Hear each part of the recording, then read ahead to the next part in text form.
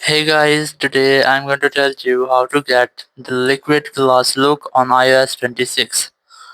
If you're using an iPhone and you have iOS 26, now you want to get the liquid glass look on your phone. So let's see how can I do that. You just have to simply keep a long press on your home screen, and when you look this type interface that your apps are syncing, so you must have to select the edit option in the top left corner of the screen, and from here just select the customize option, and here you will get the different options. You must have to select default, dark, clear or tinted. If you want to select liquid gloss, you must have to select the clear option.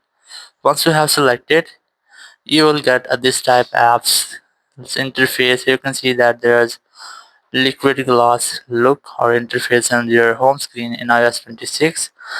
So that's how you can easily get the liquid gloss look on your iOS 26. Thank you very much for watching the video. Until next video, bye bye.